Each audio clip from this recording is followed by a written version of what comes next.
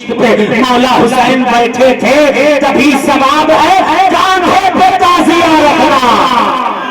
تعزیہ اٹھاتے ہیں تو یا حسین کا نعرہ لگاتے ہیں, یا حسین کا نعرہ لگتا ہے باطل کا سینہ پھٹتا ہوا نظر آتا ہے. یا حسین کا نعرہ آج ہم یہاں لگا رہے ہیں اور پتا ہے کل جنت جب جائیں گے نا تو یا حسین کا نعرہ لگاتے ہوئے جائیں گے. جنت کس کی ہے؟ جنت کس کی ہے؟ آقا نے فرمایا حسن والحسین سیدا شباب اہل الجنہ. جنت کسی اور صحابی کی نہیں ہے, جنت اگر کسی کی ہے حضور نے فرمایا جنت میرے بیٹے حسن اور حسین کی ہے.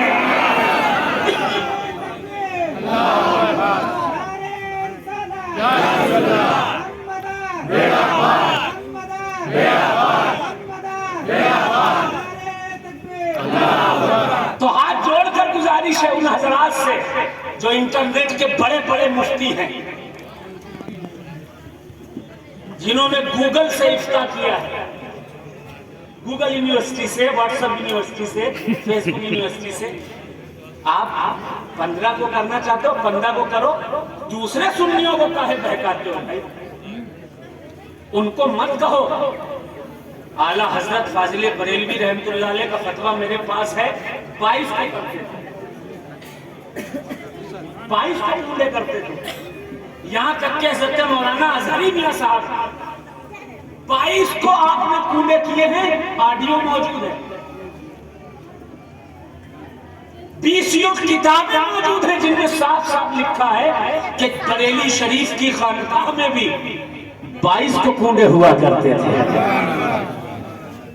مرکز سینٹر آپ کا 22 کو کر رہا ہے تو آپ 15 کو کاہے کھسکا رہے ہو بھائی؟ کیا حق ہے آپ کو؟ اس سے فتنہ نہیں ہوگا؟ جو 20 سال جن کے عرس کبھی زندگی میں نہیں ہوئے, آپ نے عرس کر کے عوام میں جھگڑا پیدا کر دیا. حضرت بلال حبشی کی ذات نہیں ہے, ان سے بڑا کوئی عاشق رسول؟ حضرت بلال سے بڑا عاشق رسول کوئی ہے جس نے مدینہ چھوڑ دیا حضور کا چہرہ نہ دکھاتا؟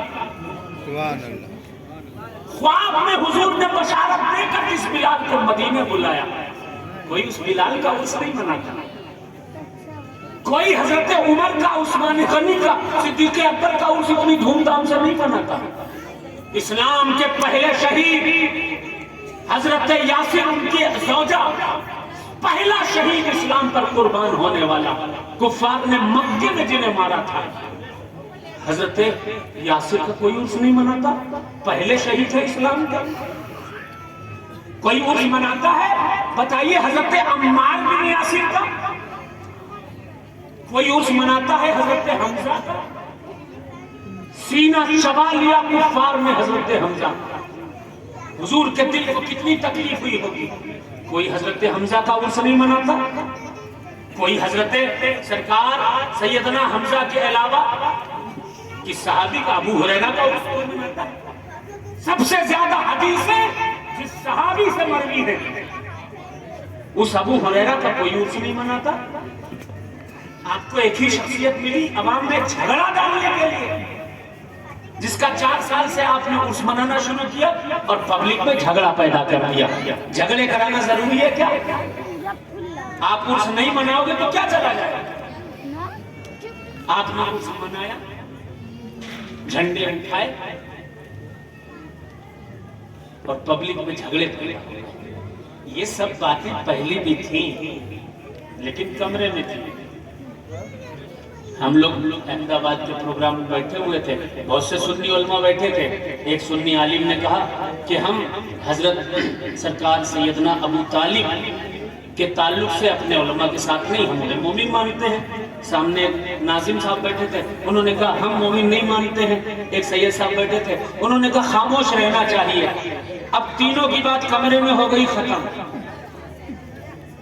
اب یہ ساری باتیں ہوٹل پر, فیس بک پر, گوگل پر جب آ گئی تو عوام میں جھگڑے پیدا ہو گئے.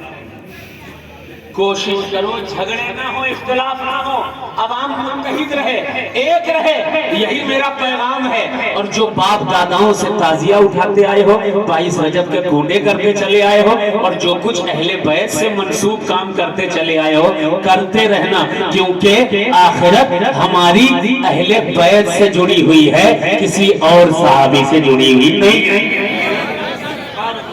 صحابی سے محبت کرنا اور ہے، ہم صحابی سے محبت کرتے ہیں، ہم صحابہ کو مانتے ہیں، ہم صحابہ کو صحابہ مانتے ہیں، لیکن علی کے مقابلے میں کسی کو کھڑا کر دینا اور علی سے بڑا بنا دینا، سمجھ لیجئے یہ صرف علی کی نہیں، رسول اللہ کی حدیثوں کی توہین ہے۔ میرے آقا نے فرمایا تھا انا وعلی من نور واحد، میں اور علی ایک نور سے ہیں۔ میرے آقا نے فرمایا تھا علی منی وانا من علی، میں علی سے ہوں، علی مجھ سے ہے۔ میرے آقا نے فرمایا تھا انا مدینۃ العلم وعلی بابها، میں علم کا شہر ہوں، علی اس کا دروازہ ہے۔ میرے آقا نے فرمایا تھا، آقا نے فرمایا تھا کہ کوئی بھی شخص اس وقت تک مومن کامل نہیں ہو سکتا جب تک میری اور میرے اہل بیت کی سچی محبت نہ اس کے اندر ہو۔ آقا نے فرمایا تھا احبوا اہل بیتی کا حبی، حضور نے فرمایا تھا، ارشاد فرمایا تھا کہ اہل بیت سے محبت اس لیے مت کرو کیونکہ ان کے لیے آیتیں آئی ہیں، ان کے لیے حدیثوں میں لکھا آیا ہے، صرف اس لیے کرو کیونکہ اہل بیت سے محبت میں کیا کرتا ہوں۔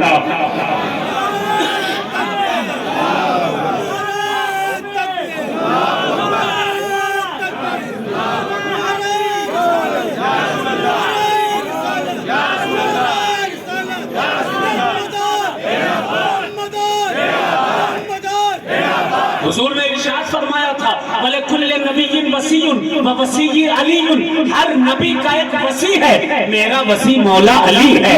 حضور نے فرمایا تھا وَلِكُلِّ نَبِيٍّ وَارِثٌ وَوَارِثِ عَلِيٌّ، ہر نبی کا ایک وارث ہے اور میرا وارث مولا علی ہے۔ آقا نے ارشاد فرمایا تھا علی مع الحق والحق مع العلی، علی حق کے ساتھ ہے اور حق علی کے ساتھ ہے۔ آقا نے فرمایا تھا علی مع القرآن والقرآن مع العلی، علی قرآن کے ساتھ ہے اور قرآن علی کے ساتھ ہے۔ آقا نے ارشاد فرمایا تھا انا مدینۃ العلم وعلی بابها، میں علم کا شہر ہوں اور علی اس کا دروازہ ہے۔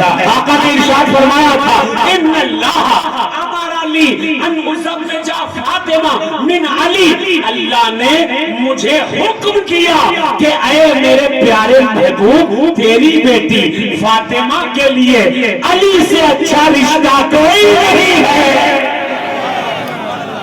علی سے نکاح فاطمہ کا کرو۔ دم بدا دم بدا دم بدا، نعرہ تکبیر نعرہ رسالت، دم بدا۔ علی سے بڑھ کر کون ہوگا؟